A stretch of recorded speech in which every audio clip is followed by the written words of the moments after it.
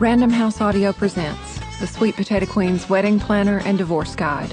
This is the author, Jill Connor Browne.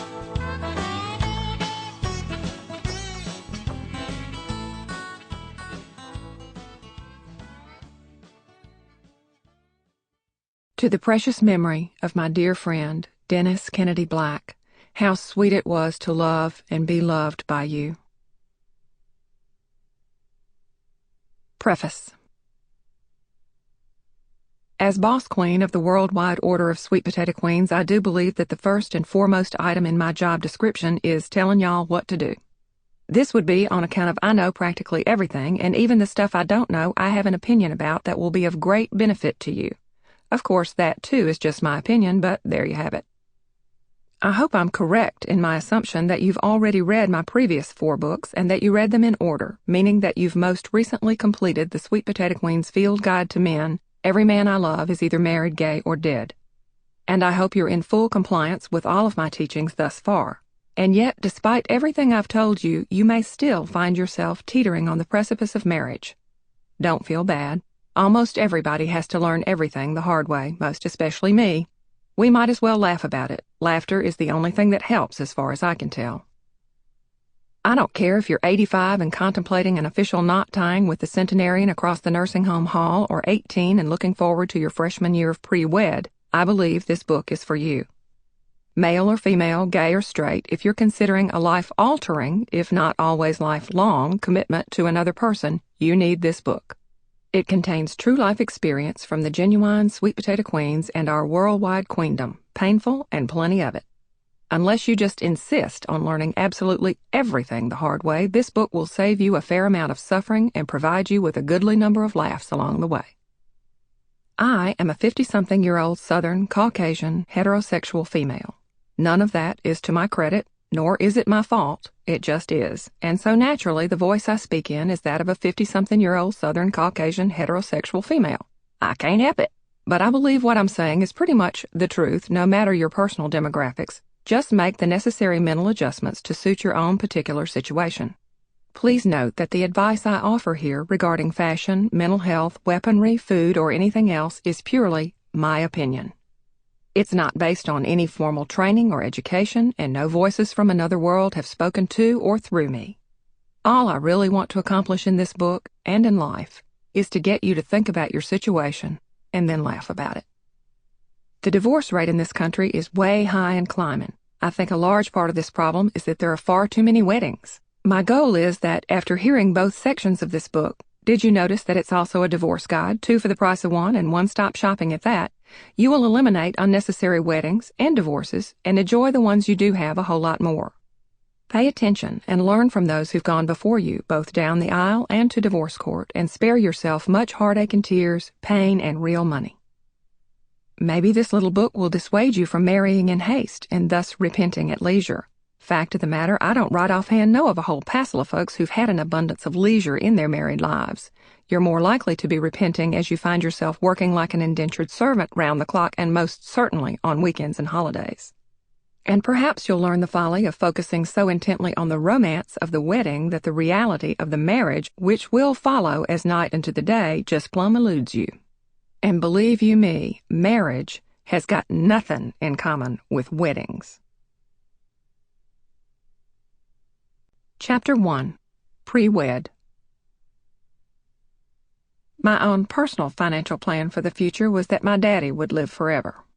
I never considered interviewing other potential candidates for the position, and I certainly never thought about taking care of my own self.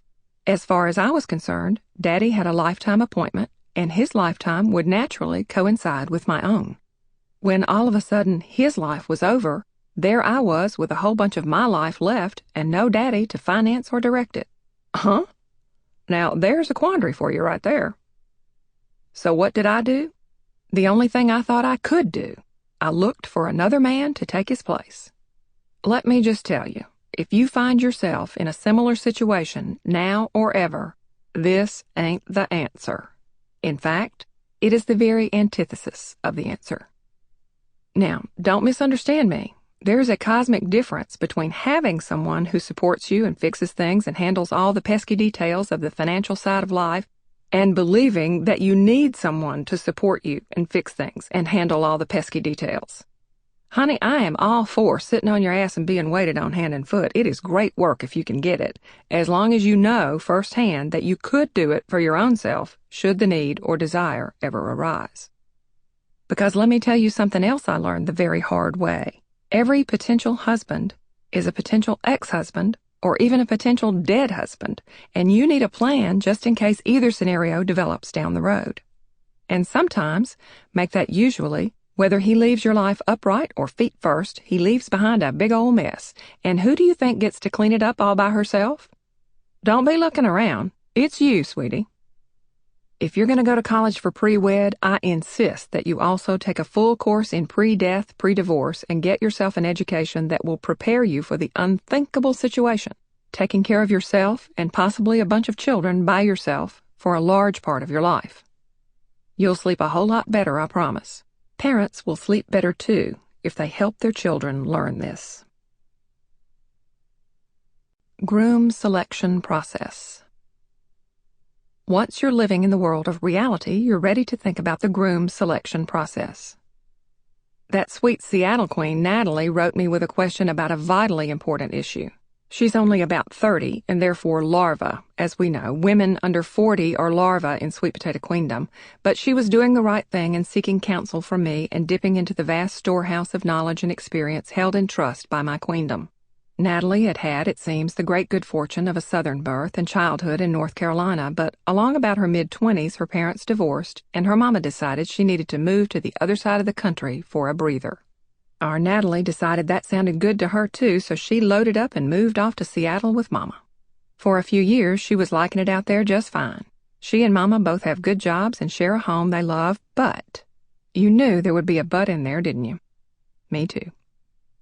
Everything is fine, Queen Natalie said, but she is 100% not attracted to the men out there.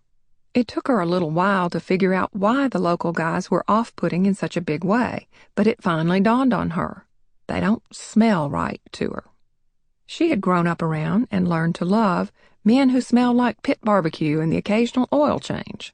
The men out there smell like decidedly unmanly things like cologne and mocha lattes. I see her problem. I feel her pain. Natalie was shocked to learn her olfactory sense played such a big part in her love life. I was not at all surprised. I've known firsthand for years that most of us humans really and truly cannot get past the end of our own noses. Smell matters. A lot, they say.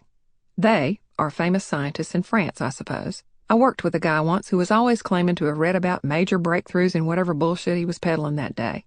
When questioned, he always attributed the breakthroughs to famous scientists in France. Anyway, they say that blindfolded mothers can identify their own newborn babies by smell. I haven't tried to do that, but I do know that the smell of a baby's head, and yes, in particular, my own baby's head, is just about the most highly addictive, thrilling, and yet soporific fragrance I have ever personally encountered. The smell of a man has always been of paramount importance to me, too. Natalie was blindsided by her nose, but not me. I've always trusted mine. There have been men I liked just fine at first meeting, but upon the first close contact, hup, you're out of here. Not that they smelled bad. Who would even go out with a stinky guy? No, they just didn't smell right to me. The right triggers just weren't firing, and that was that. And we're not talking about cologne here, we're talking about skin. The particular hot spot for me is the skin in the area where their jaw meets their neck and drifting on down to where their neck joins their shoulders.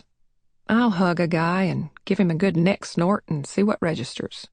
The right smell will give me a definite twitch. Your nose, or at least my nose, will sometimes know when a relationship has ended before your brain does. I remember one relationship in particular that was going from bad to worse, but I was still hanging on in that inexplicable way we too frequently do. After an exceptionally bad boyfriend day, he hauled off and hugged me, and I stuck my nose in that neck spot and sniffed, and boy, Heidi, I'll tell you, I just knew. We had hugged and everything else our last time. He no longer smelled right to me. He weren't mine, and more important, I weren't his, no more. But back to Queen Natalie's question for me. What she wanted to know was, did I think that she should suck it up and stick it out in Seattle and hope to A. Sample complete. Ready to continue?